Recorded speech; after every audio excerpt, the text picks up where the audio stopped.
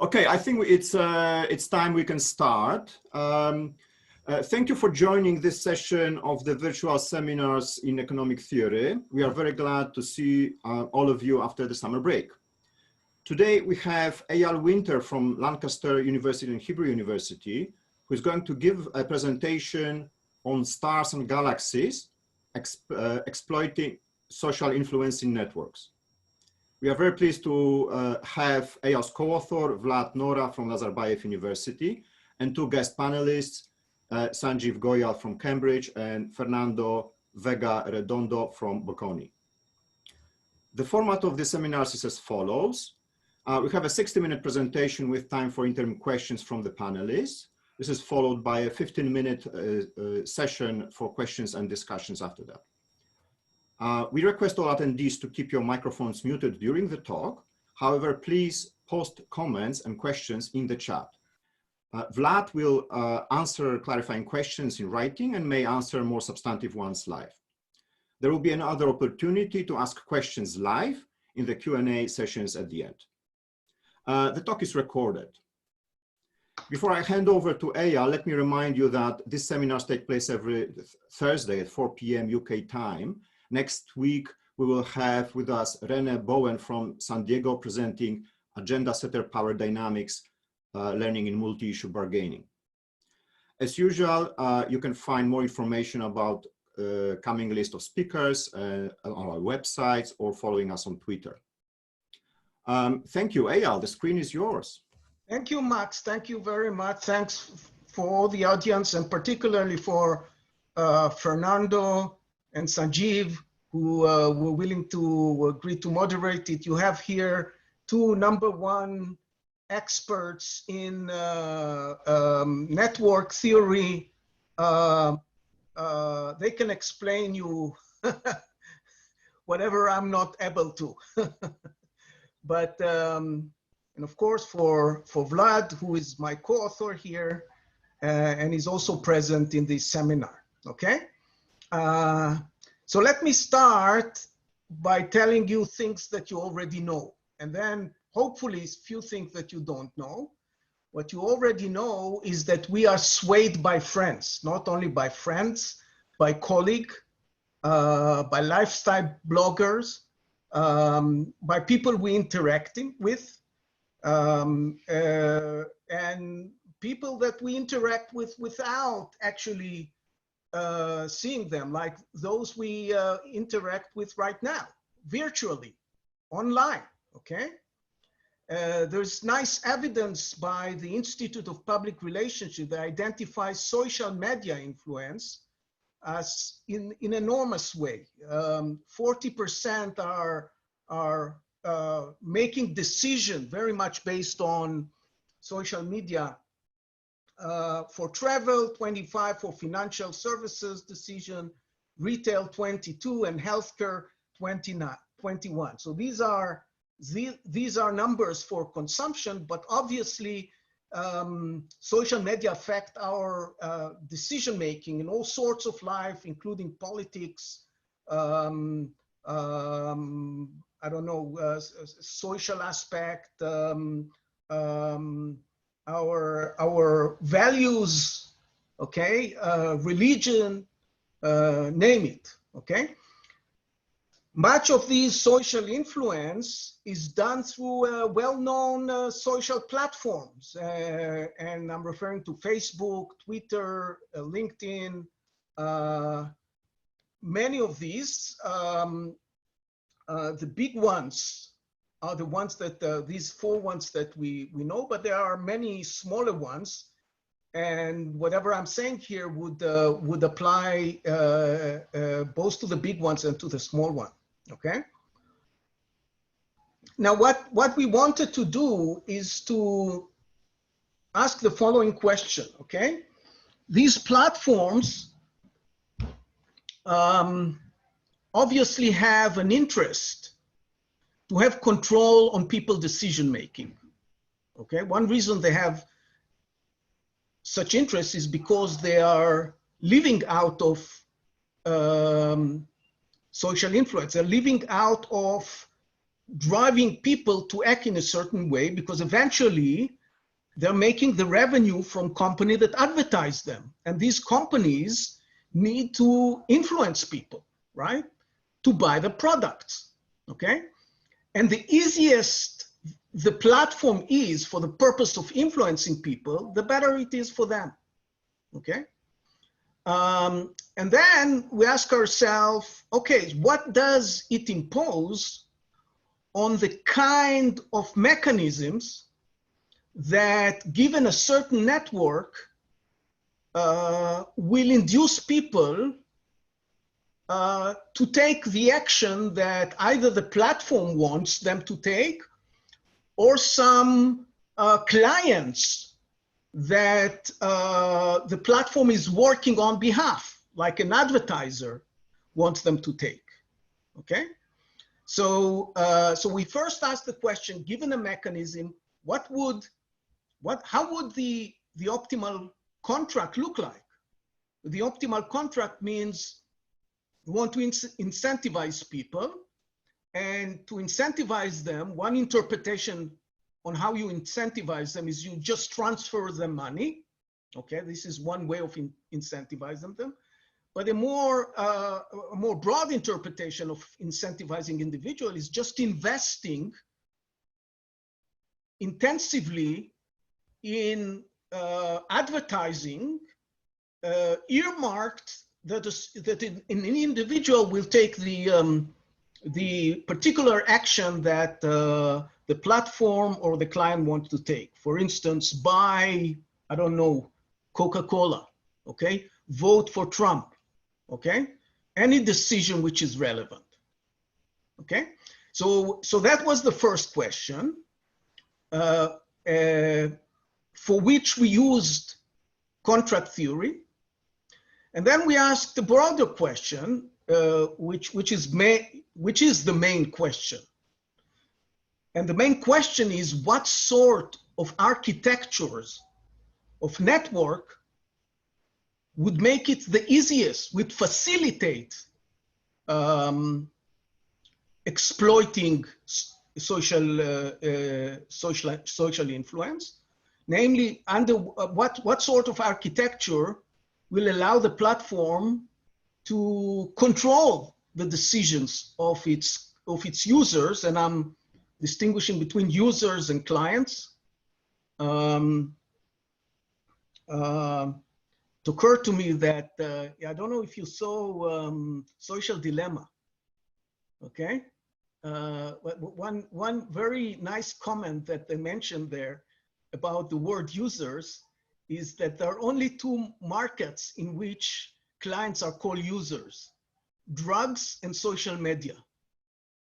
If you think about it, this is true. Only drugs and social, the rest are called, you know, drivers, consumers, whatever. So I'm distinguishing between users and clients. So what are the structure? What are the architectural structure that will facilitate the most accommodative to exploiting social influence? And I said most accommodative. There will be formal definition for all of these. Okay, but roughly speaking, not yet the model. We're talking about the principal who wants to agents to act.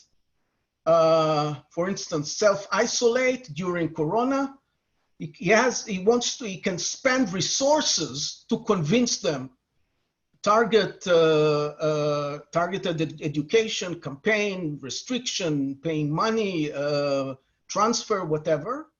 And the question is, how intensively would the principal target each individual depending on where he is located or she is located in the network? And secondly, which networks are more susceptible to develop social influence? Okay, and there is, so basically what we did here to some extent is matching the literature on networks with the literature on contract theory. So there are a bunch of papers that involve here social network, including, I think, two of Sanjeev. There are papers that talk about viral marketing, which is connected, but it has a completely different approach in strategic diffusion. Mechanism design, this is the area I've been working on in the last several years, and I've been using some of the technique that I used in my AER paper in 2004 and my very recent paper with Marina Chalak and Ilan Kremer in AER in this that appeared just several weeks ago. And of course, related papers to ours is again AER paper that Marina with Lipovsky and Rappaport that that actually extend my 2004 paper. They are the basic idea there is kicking into the contract part of the paper, but the contract part of the paper is the minor part. The more important part, optimizing over the network structure. Okay, and there are very little. There are not many papers that do something like that. I named some of them. This one with Fernando and is about optimizing the structure. I guess the structure of the network for the purpose of cheap search, right? So there are some papers, but not many. These papers are mainly, as far as we know, they are not addressing the issue of optimizing the network for the purpose of maximizing the social influence in order to be able to control people's decision very intensively, okay? So here is a more formal model. So we're talking about an individuals in a social network. And we use the standard notation of Gij being 1, meaning that there is a link between player I and player J, and 0 if there is no link. And then what we do is introduce a utility function that captures this very first sentence that I started my talk with, okay? People are influenced by friends, okay? And if they are Facebook friends, they are influenced by Facebook friends, okay? So what we are assuming is that there is a utility function for performing the action, whatever the action is, which is combined of two aspects: the intrinsic value or cost of doing the action, the transfer that you're getting from the principal, plus, and this is the most important aspect, the social influence, okay? And now if we look at the social influence, forget this FDI for a moment, what we have here, when Xi is 1 when player I is taking the action and 0 when he's not taking an action, what we have here is simply, for I, this is the sum of players who are his friends in the network who took the action, okay? So the more players, the more friends you have who took the action, the more you are eager to take the action as well, okay? The FDI is what we call a dilution factor, okay? Of course, if I have only one friend who takes the action, and I know that I have only one friend and I observe that he took the action, that's gonna be very different than when I have 20 friends or 2,000 friends and I realize the only one of them is taking the action, okay? It's much less, the influence of the second one is much lower, right? So basically one very basic intuition for this FDI is when you divide this number by the number of friends that you have. And then this expression is simply the proportion of your friends who are taking the action. But it doesn't have to be a proportion. And indeed, what we are going to do is impose directly condition on FDI for whatever results that we want, okay? But what we of course maintain already is that it's declining. The more,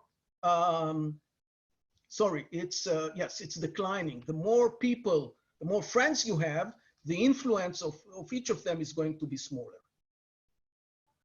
Okay. Okay, so now we are focusing more on these social influences, weakly decreasing function, a dilution, social influence. Someone with many friends is swayed less by each of them. And this is just a very trivial example where we have, I here have 3 friends, you have 2 friends here, and you have 4 friends here. Here, only one is taking the action. Here, also only one is taking the action. And here, 2 of them are taking the action. Okay, so these 2 are comparable. Okay, and the effect of this one here is smaller than the effect of this one here. Okay, on this one is at this stage is not comparable with these 2 others. Okay, now what's next? Given a social network G and an influence mechanism, we are going to define a game, okay? Influence mechanism is just the rewards that each individual is getting if he or she is performing the action, okay? So this is a mechanism. The game that player face is it just has 2 strategies for each player: take the action or avoid taking the action. And we are going to call this vector T an incentive inducing mechanism, okay? If the vector of ones, namely everybody takes the action, is a unique Nash equilibrium of the game induced by this mechanism, okay? If you have a question in the middle, anyone that here on the platform, this is the good platform, not the bad one that I'm talking about. Please don't worry about disturbing me. Okay. So now what are we looking for? We are looking for the T star, which is the optimal, namely the cheapest among all the I and I mechanisms. Okay. So again, what do we have here? Let me just finish these slides. And a network is optimal if there is no other network in which the principal, there is something that is popping out every time about somebody who's entered the room. Is there a way for me to, never mind, okay. I'm not sure, but I wouldn't worry. We admit everyone who's coming. No. The reason is that it sheds my slides. So the problem is that it pops up on my screen in a way that sheds the slides, and so I'm not able to read it. But but it vanishes in a second. So I am not worrying about it. So a network is optimal if there is no other network where the principal can induce a unique equilibrium where everybody is taking the action at a lower total reward. Total reward means at a lower total cost for the principal himself, okay? So let me go over the model. Can I ask some questions? Yes, Sanjeev. So just trying to understand a little bit the slide. I would have thought that, there is some objective function for the planner or the outside principal, and it would be sort of smooth, right? So, you know, it probably wants to get more effort, and that's good. And Yeah, that's a good paying point. people money T is bad. So is that a special case of what you're doing, or? Yeah, to some extent. This is also, this is a good question that refer to other paper I mentioned in the contract theory. So what Sanjeev is asking is that why am I interested in incentivizing all of them to take the action? Maybe it's too expensive for me. Maybe taking the action might generate a certain revenue, and I want only half of them to take the action. So I want to maximize net profit to some extent, right? Is that what you are asking? Yeah, so sort of wondering if, yeah, okay. I mean, that would be the more natural way to think about it. No? So the answer to this is that there are basically two stages to this mechanism design process. One in which you designated the agent that you want to take the action, okay? After you designated them, you ask yourself, what's the cost of inducing them to take the action? And then you have to solve another optimization problem where you say, okay, now which set of agent I want to induce to take the action? And in this preliminary optimization problem, that by the way is NP hard, it's not easy to solve, right? In this preliminary optimization problem, you take into account the cost and the benefit of each of inducing each set of players. Okay, but now you know one sufficient condition here is that let's assume that that any additional agent that takes the action has an enormous, a very high benefit for the principal, in which case the optimization would be by inducing everybody to take the action. Sure. Thank you. Okay. Yeah, can I ask a Yes. quick clarifying? Go ahead. Yes. Yeah, I was just going to ask, you know, typically design problems have multiple equilibrium problems. You are essentially killing it off by definition. That is, you want. Yes, I'm taking a unique. I'm attempting to implement a unique Nash equilibrium. Okay, so we'll wait for the results, but does that mean this becomes harder to characterize, or? Let me make a honest statement. It makes it more interesting to characterize. Okay. There are so many things that, and this applies to all other contracting paper that I cited a few minutes ago, right? And we have a lengthy discussion both on our paper and my previous papers about also why is it that unique implementation might be necessary. So one of the things, apart from the fact that it makes things more interesting, there is we are talking about situation of strategic uncertainty or strategic risk. So maybe all of us won't take the action because we suspect the other people won't take the action. The same kind of problem that occur in bank run and things like that, right? So there's a strategic risk problem. Okay. Now there's when you have strategic risk, you also have multiple equilibria, and there are several experimental, very nice experimental paper that show that in such situations, what people are going to do is if you are optimistic, you're going to be screwed up. Okay, so you'd rather not be optimistic, because what they'll do, they will choose the equilibrium that is sustained by their pessimistic beliefs. Okay, and hence they would go to the bad equilibrium from your perspective. Okay. Thank you. Okay. So now what we do, we are going to look at several different types of utility function and try to solve it. Okay, so the first one we are going to do, and I'm going to give it by means of example, is one that involves both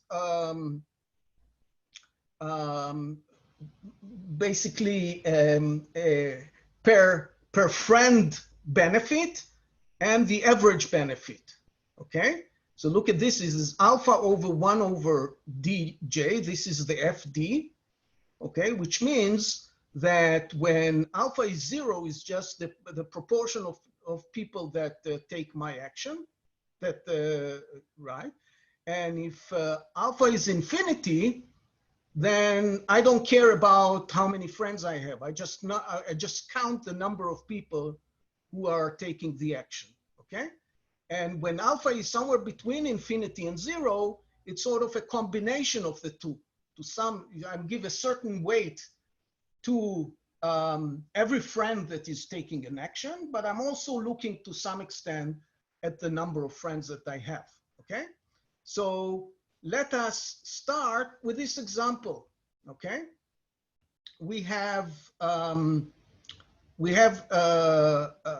graph here. Okay, we have 3 graphs here, and what I'm going to do, I'm going to attempt to find the optimal among them.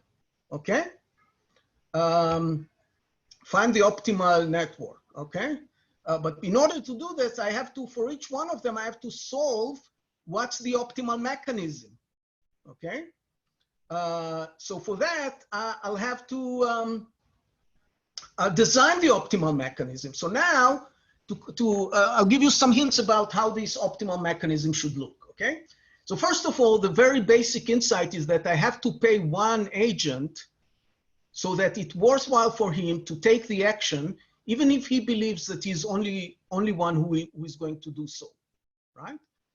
If I pay everybody less than that, there will be an equilibrium in which all of them avoid taking the action. So there must be one that is induced by means of a dominant strategy, okay? And let's call this player 1, okay? Now, after I induce this player, so I'm giving him C. So what am I giving him? I'm giving him just reimburse him for the cost of taking the action. Once I induce player 1 to take the action, and bear in mind that everybody will know basically how much I'm paying each of them, okay? Once I am inducing player 1 to take the action, player 2 now knows that his friend is taking the action, okay? So I can extract alpha minus 1/3 from player 2, okay? So I have to pay player 2 somewhat less to make him indifferent between taking an action or not. When 2 is induced already to take the action, I'm now can go to player 3 and extract something for player 3 as well. So I'm extracting, sorry. So this is at least one of the player have to be offered this. So this is player 2. So so now we know that 1 or 2 are acting. And now it's enough that I pay player 3 that much. I'm extracting now the fact that he knows that there are already 3 people who are taking the action. And I'm doing the same with player 4. So that's what I'm paying for them. Okay. And depending on the order, one is treated better than the other. Okay. Because I assumed everybody is the same. So there is no, you see here, it's also a symmetric graph. So there's no issue about who you start with. There's going to be a big issue later on. So how much I'm going to pay here? I'm going to pay in total 4C minus 6 alpha minus 2. Okay.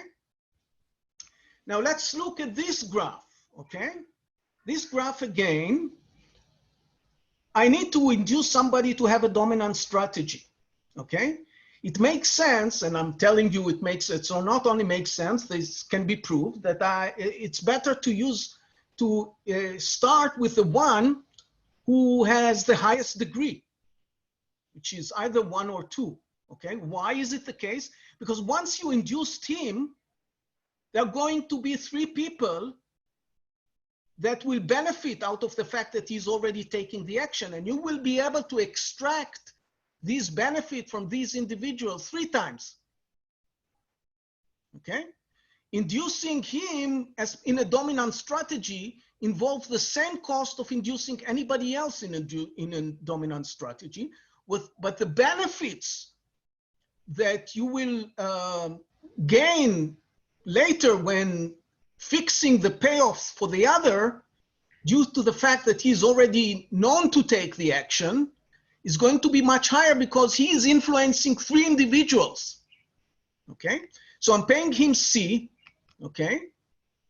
I'm paying, now the other players that after paying him, I can extract from player 2 the cost that, the benefit that he has from player 1 taking the action. And then I can design the payoffs for 4 and 3, okay? In doing so, they will take into account that 1 and 2 have already made a decision to take the action, okay? So I can extract quite a bit from each of them due to the fact that each of these 2 players are already known to take the action because they were induced with a dominant strategy, okay? And this comes up to be 4C minus 5 alpha minus 7,3. This is the optimal mechanism.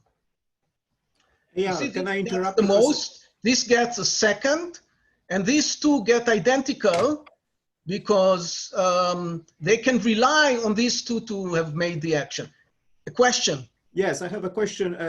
You appeal here to some kind of iterative process, reasoning, but just to clarify, the model is static. The model is static. There is no sequence of action.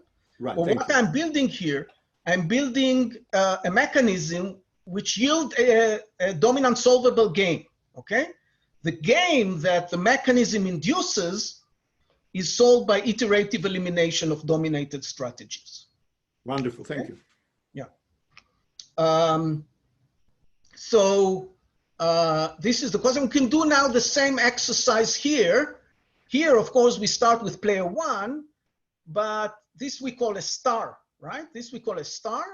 Not only that's a star. And the fact that we induced him, that allow us to cut a little bit from each of the other costs. Okay? Now, what is the optimal graph? Well, it turns out that for certain values of alpha, when alpha is lower than 1/3, the star is optimal. When alpha is more than 1/3, is a complete. It's the complete graph. Okay. Okay, and this figure is not a coincidence. We can show that for this type, of utility function that I started with, okay, this one, okay, we have what we call a bank-bank solution. Okay, what is a bank-bank solution? Basically, the optimal graph will be either a star or a complete graph. Okay, it has to be connected. You cannot have something less than a star in terms of intensity of links.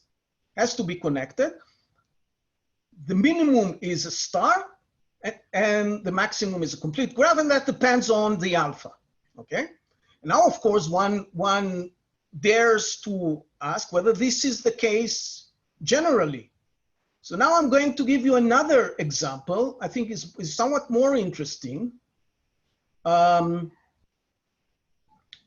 which is or before that, okay, I looked at only 3 graphs here. That's the 3 graph I started with, but this is not an exhausting description of all the architectures that are relevant. These are another 3 architectures, okay? None of these will ever be optimal for no matter what alpha is. Basically, among these 3 architectures, only the star and the complete graph can arise as optimal stars, as optimal structures, okay? But now let's think about a different model or a different utility function, okay? So think about the following quite reasonable utility function, which is based on a model of influence, okay? So an agent is influenced by K out of her N friends, once by each, okay? So you have N friends and you randomly meet K of them, okay? And you register the opinion of each of your K friends. Is it Bush or not? Sorry, is it Trump or not? You see, I'm back in the 80s.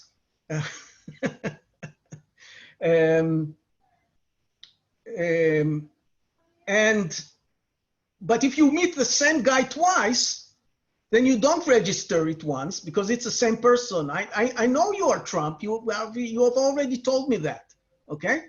So what I'm doing a sampling with replacement of K greater than 1 among my friends, okay? And this determines the amount of attraction that arises in me in terms of taking the action as a function of the behavior of my other friends. More formally, it boils down to this F function, okay? It's easy to show it. I'm not going to do it, okay? It's a very simple probabilistic model that shows that this is, okay? Okay, so you are influenced randomly by some of your friends and then determine, you look at the expected number, of people through this random meeting, the expected number of friends that you meet and have and took this action. Okay, if K equal 1, it's the average influence model, because you just pick up one of your friends, and that would mean the probability 1 over the number of friends he's going to take the action, okay? With K equal infinity, you get the constant interaction benefit model. And now we can ask the same question regarding these 6 architecture.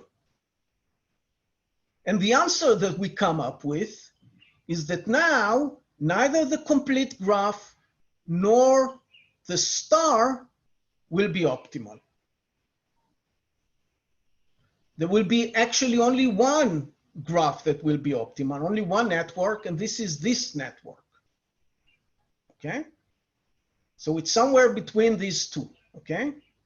Now, what is this network, okay? So this is only an example. So now I have to put the flesh over the bones and direct you to a result that we can prove, that we actually proved, okay? So for this, we shall show that for F satisfying a natural assumption, only top networks can be optimal, okay? These, okay?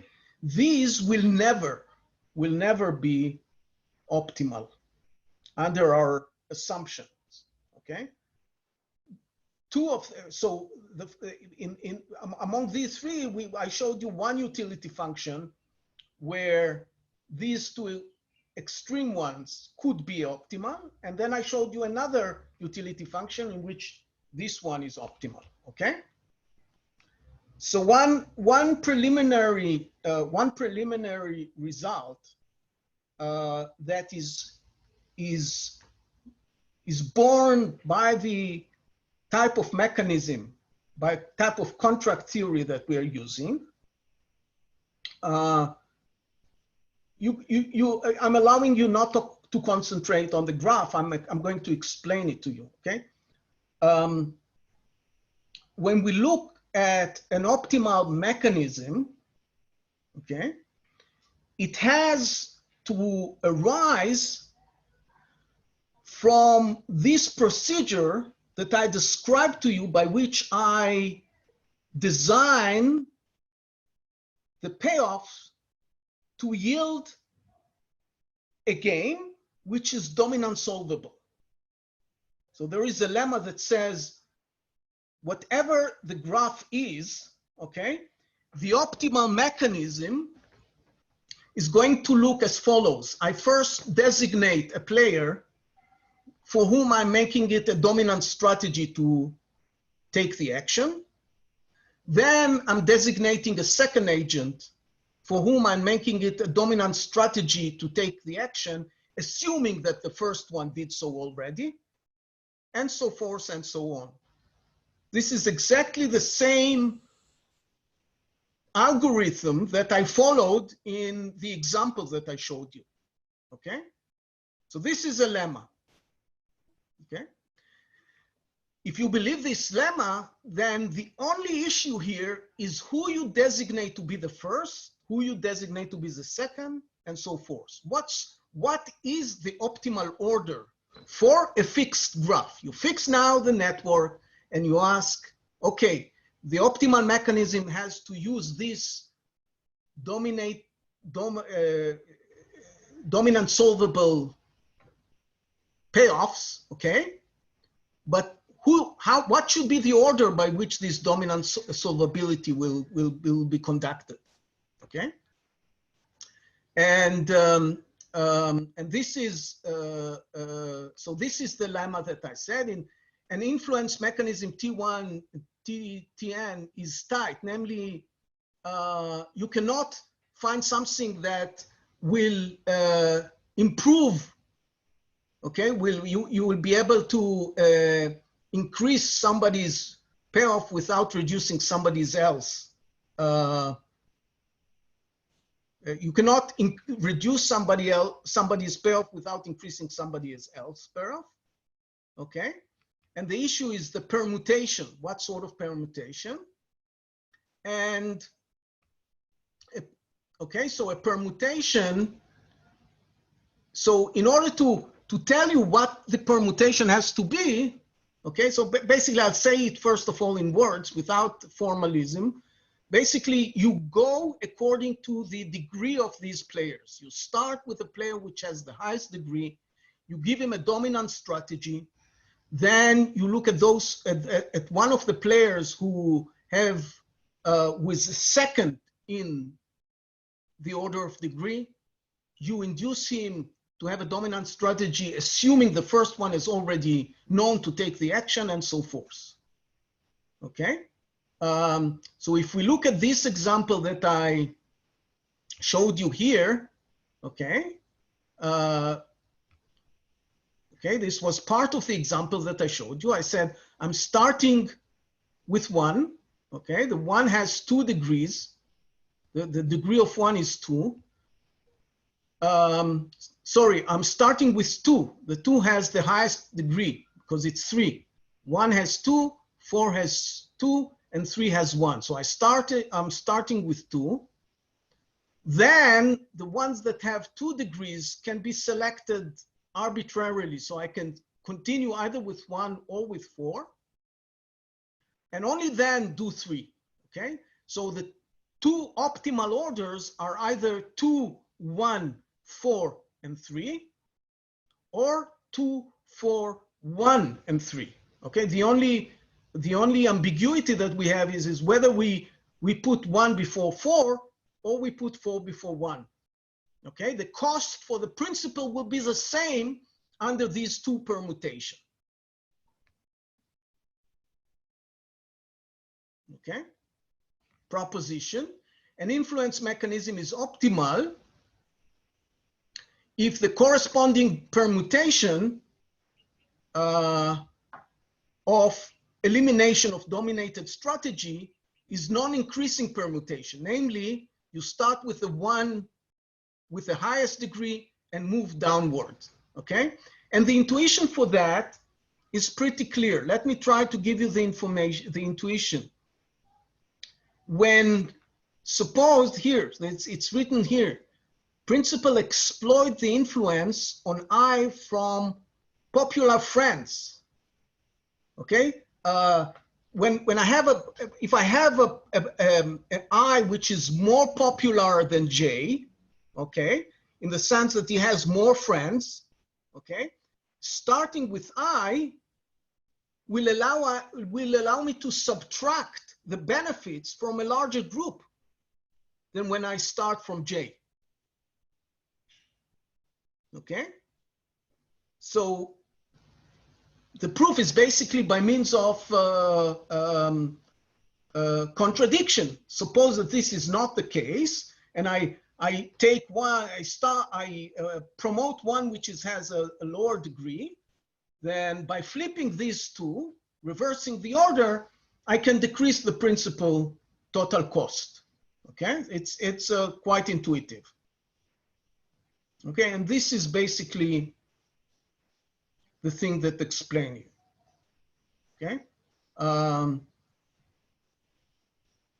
what it means is that people with high degree, and this is the first conceptual intuition, people, which is not surprising, people with high degree, I'm going to call them influencers or star or whatever you want, people who are connected to many people, they get preferential treatments over those who are connected with very few. Okay, very, very reasonable, not surprising. Now comes the more tricky part, and I don't want to have too much time for the, but now it's the question of a question. Yes. So, so if you go back to this, there seems to be some, so one might have thought that, so the way you were explaining it, it seems to suggest that I'm going to start with the guy with the highest degree. Mm-hmm. But, you know, so it may be the specific problem you're looking at, but, you know, often, you know, that sort of degree centrality, but often, so let's try to understand the structure of the problem, because it seems that in many settings, what you're interested in is not the highest degree guy, but the guy who's connected to many highly connected folks, right? Yeah, I see what you're saying. I see. So why is that not an issue Suppose at that all here? I'll explain. Okay. So what you says, Sanjeev, that suppose player 3, although he is connected only to 2 here, he has, let me think, he's connected to maybe another one directly, and then this other, let's call it number 5, and this other player number 5 is connected to a bunch of many others. Sure. Right? Yeah. Yes. So he's a friend of a superstar. Yes. Why would he benefit from being a friend of a superstar, right? And the reason why he won't benefit from that is that all the benefit of those many players to which number 6 is connected, okay, will be acquired by 6 himself. Mm. Okay.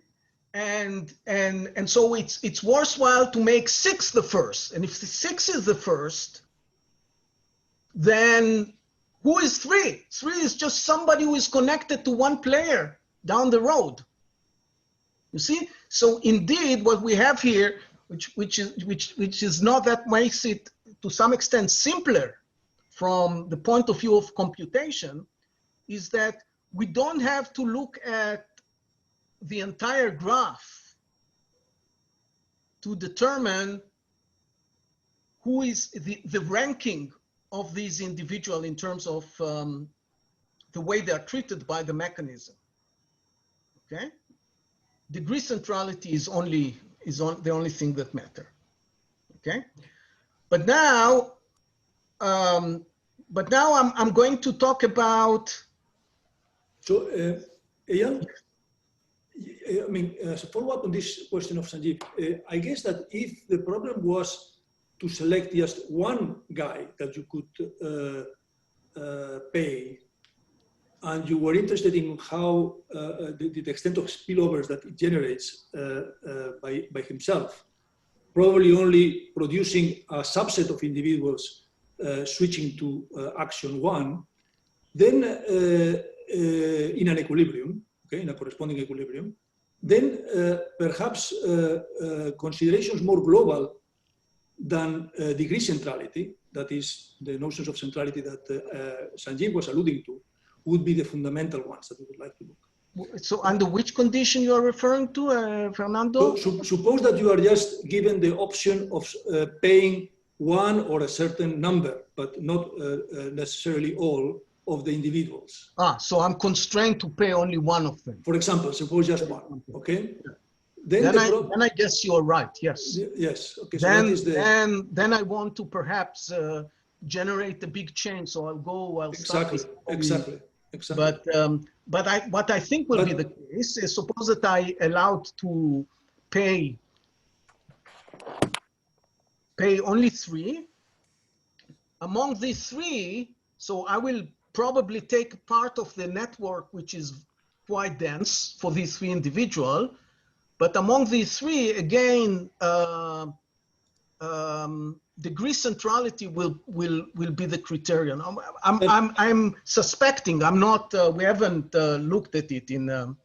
Yes, that's right. Relative to the number of individuals that you are going to pay, I think that your intuition. I mean, that's my intuition as well. Yeah. So now I'm going to show you the 3 conditions that we need. Okay. One of them is benefit, and this is the most clear and unproblematic condition. It says that although adding a friend to your group of friends may reduce the influence, okay, it will never reduce an influence when the additional friend is taking the action. Right? So if you have a certain number of friends, some of them take the action and some of them don't take the action. If you introduce another agent, another friend to your circle, to the friendship circle, then indeed, if this additional friend is not taking the action, it will reduce the overall influence. Okay? But if he's taking the action, it will increase, or at least it won't reduce the influence. Note that the average, all the examples that I gave, all the utility functions that I gave, selecting randomly friends or the average number of friends who take the action, they all satisfy this condition. Okay. The other condition is convexity, and convexity says that if I look at the dilution, okay, the dilution is high when I have a small number of friends, and is lower when we have a higher number of friends.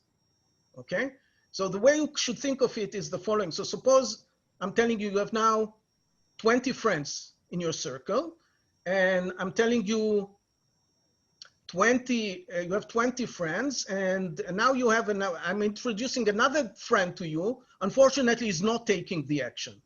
Okay, so the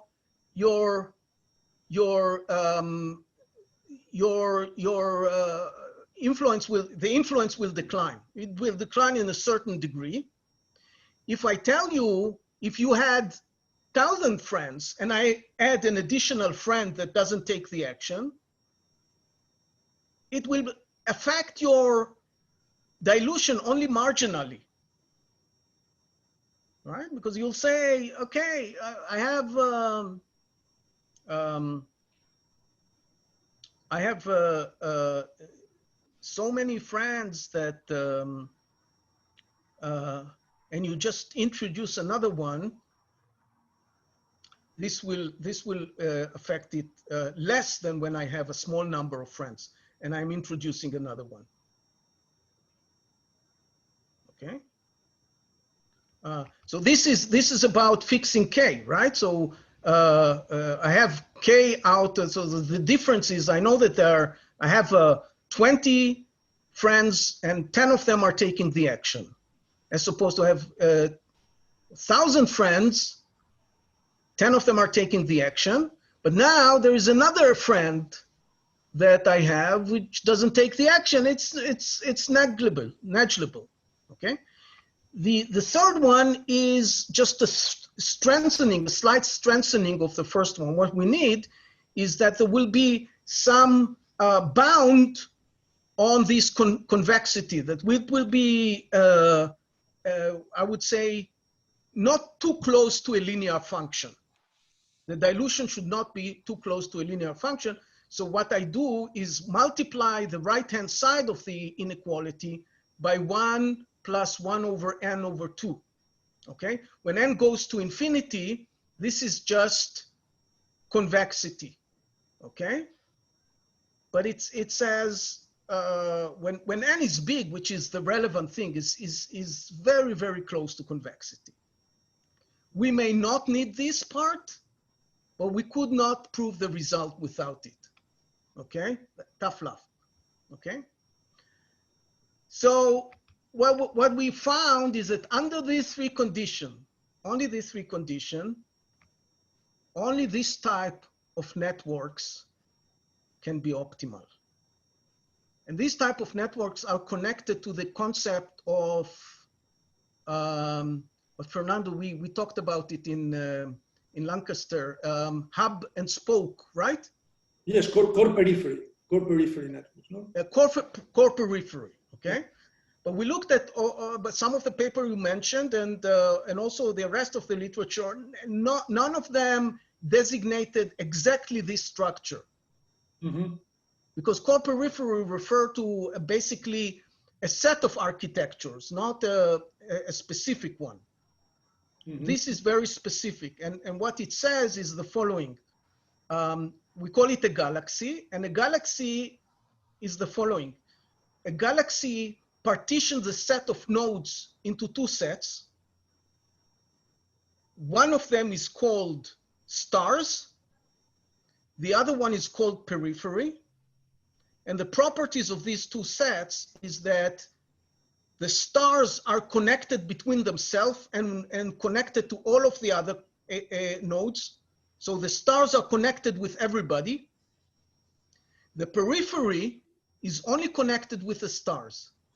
No periphery player is connected with any other periphery player, okay?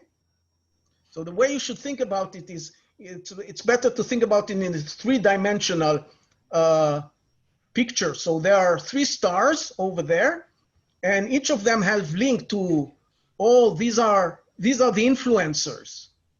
The stars in the conceptual sense, in terms of popularity, they are connected to everybody else. And those people just get messages, are being only influenced by stars. And this is my worry. This is really my worry that that's where we are going in terms of the structure of social media today, because there's no doubt. By the way, since I started distributing the paper, I had I've been contacted by Ofcom, which is the UK regulator of the internet, and also by the FCC, and also by Facebook itself. So apparently Ofcom is working precisely on this type of concerns. Perhaps not because of the reasons that I bring here, but the concern is that most of the influence in the network will be carried out by a small group of agents. That's something like a cartel in the market of ideas and expression. But okay? Here, I mean, this core periphery of Galaxy that you call, I mean, here a key consideration for what is concerning you is what is the size of the core relative What to... is the size of the core? Because and we have a result we have a result for this direction. I'm almost, how long do I have still, Max? We are slowly moving to a discussion, I can see. So I won't but be able there is to, a certain point, a conclusion slide. We have a result that shows the more flat the f function is, the flatter it is. Okay, the function is flatter than the function a. Okay, so we have a result that says if f is flatter than h, then the number of stars under f is going to be greater than the number of stars of s. So we are concerned about cases in which f is not flat, but it's very convexly declining. But sorry, I think. And then you have a small number of stars. You have a small number of stars, and it means that that influence is being exercised by a small number of people. Yes, I think. I would rather talk about core and periphery. I think the notion of stars, I find it confusing. It is really the more dilution is at work, no? The more concentrated the core you want it to be, and the less dilution, the larger. No, I think that is the yes. Because after all, it's the relative size of the core. That is really, it's the relative size is the relative size of the core from the entire population. Exactly. And what it depends on the flatness of the dilution function. Exactly. Okay, Eyal, if you can slowly wrap up, and then we can give a chance to other people also ask so let questions. me just, there is, I'm going to, there are more things, but less important, I would say. I'll make two remarks. One remark is that, so we have also results about what happens without the last condition, which is strict, or some sort of strong convexity.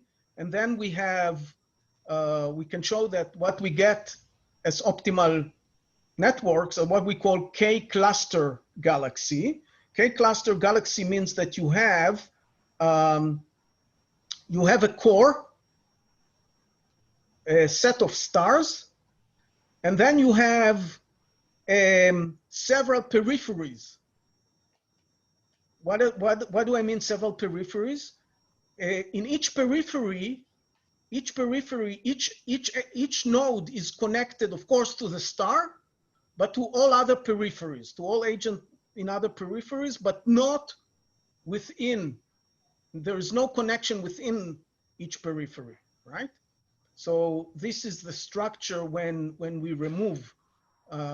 But again, this would happen it's quite irrelevant for large networks like Facebook or LinkedIn, because in large network, condition 3 is not binding. It's basically satisfied, okay? What else do I have here? One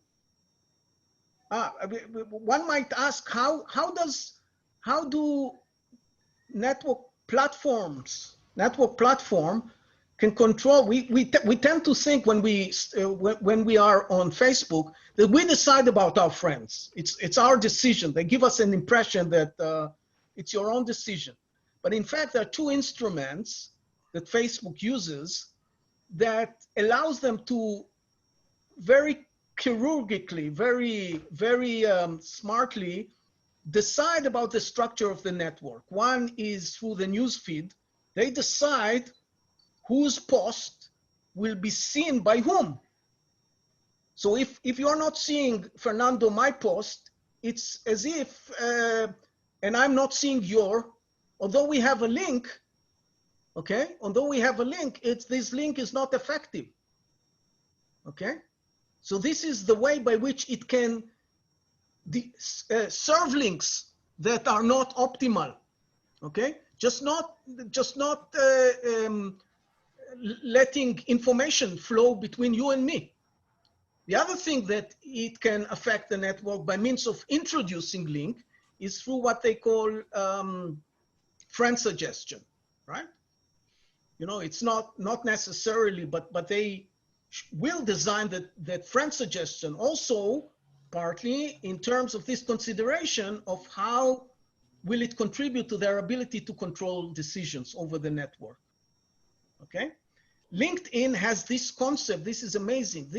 They have this concept of influencer. These are people that are already quite famous and they don't need this status of influencer, but they get for free from LinkedIn this advantage of having their post beyond what the public ask for these posts, that this influencer will be even more central than what their own popularity yield them, right? So it's boosting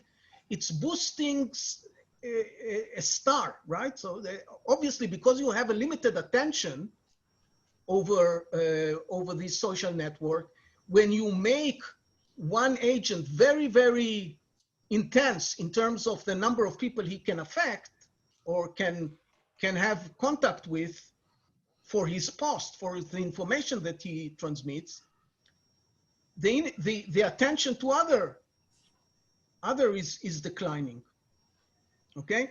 And lastly, Instagram is all about influencers, okay? Most of the advertising activity is done through famous people, okay? And these are not famous people like being a famous academic or not even famous singers. You know, a very nice example is Kylie Jenner. I don't know if you heard this name. I haven't heard it before. I looked it up online. She became first famous in 2017 just by participating in one of the reality shows in the United States. And now she charges $1 million for a post endorsing the product, right? So obviously this actually cleans away all the opportunities for other individuals that are not famous, initially are not famous, to have some influence. Not by sending a message to family members, but saying something generally that might interest the public as a whole. Thank you. I'll stop here. I'm starting a little bit. Thank you very much. So the plan is that we are going to stop recording 1:15 wherever you are. In UK, it's 5 o'clock. But we'll devote the remaining time for questions, and then we can stay and you'll have a chance to ask questions if there are remaining questions. Can I start with Fernando and Sanjeev, if you have any additional comments or questions? Yeah, maybe I can make a couple of remarks here. Mm-hmm. So first of all, I think what I'll do is, in the interest of time, I'll probably send you some more comments and some references. So I basically agree with Fernando that it might actually be easier to refer to these galaxies in terms of core periphery, because a number of people have actually used core periphery to describe these kinds of networks. So I'll send you a reference, couple of references. Very good. I wanted to go back a little bit to a couple of points about the way you've set up your model. So if you were to think about the basic payoff function you're looking at, it's sort of your utility for is sort of it's a function of the action I choose. There's a cost to the action, but also there's a complementarity with the actions of my friends. Now, if I were to take this f function as linear, okay, just to fix ideas, then that problem, when you solve it, you're going to get, you can characterize the Nash equilibrium in terms of what is known as the Q core of the network. And I thought that, so a couple of points. First of all, what is made linear again, Sanjeev? the f function. The f function. Okay. If it's just made linear, so, or you just normalize it to 1, okay? So Constant, then not linear, constant. Constant. I mean, so f is just, constant, okay? Yes. So in that case, I don't know whether that's a special case of your model. It is a special case of our It is model. a special case, okay. So you can solve that if you want to look at Nash equilibrium of that game. You can characterize the Nash equilibrium in terms of something called a Q core, and this number Q will be the connectivity. So essentially, you would choose the action if enough of your neighbors choose the action, but enough of your neighbors will choose the action if they have enough of their neighbors choose an action. So that defines this number Q, which will be relating to this cost of choosing the action. Okay, and so that's how you would solve it, and you can look at the maximal equilibrium, and that will be essentially this Q core. Okay, so if you were to think, what could happen we're is talking about Nash implementation, not a unique implementation, right? no. So so you would have, instead of thinking of getting everyone to do 1, you may want, I was just thinking of a slightly smoother problem where you might get a lot of bang for your buck by just, lowering the Q from some number X to X minus 1. And that brings in a lot many more people, you see. So I was just wondering if you had given it some thought, because that might allow you to exploit this Q core structure, in targeting people. And that might lead to a slightly different optimal targeting. Okay. And that might appeal to some other applications. Okay. So I think that's sort of the main sort of, and more generally, I was thinking about this person, Kyle Jenner. Now, when I sort of follow a product that she endorses, I was wondering whether that's the model you have is the right way to think about, because I might follow things because it's recommended by people like Kyle Jenner. Yes. Not because my friends are following it. No, but okay, so that's something that it's more about fashion. That's something that our model is capable to address by having the xi differentials. Okay. Right? We assume that you gain 1 from each agent that is taking the action, and then you normalize it through the f. But if instead of xi, if instead of 1, you have xj, which is different across different friends, then you will get something similar to. The thing is that the interesting thing is that even when you don't take this into account, her popularity, okay. And if you ask me, I think what makes her popular, it boils down again to the question how stars become stars. I think stars become stars primarily through the ideas that other people look at them, and I'm going to buy what she's buying because I know that many other people will buy what she's buying. So it's some sort of a focal point, some sort of sunspot that I go according to because I know that many other people will do the same. Okay, but what we are showing is that so maybe she's a spiritual. So we're like in Israel, a rabbi. When a famous rabbi says something, it's not because you know, because he has established himself an authority that people have to follow it, okay? Maybe she has something like that, an authority of that sort. What our model shows is that even without this authority, the main fact that she's connected to many people allow her to be treated better than, substantially better than others. Okay, yeah, I think I should probably give More than proportionately to the number of friends that she has compared to others. That's the main issue. Sure. Can I interrupt here? We are going to stop recording right now, but of course everyone is welcome to stay and continue the discussion. But officially, let me thank you, Eyal, Vlad, Fernando, and Sanjeev, and all the participants, and see you next week. And please continue discussing, maybe. Yeah. Yes. If anyone else would like to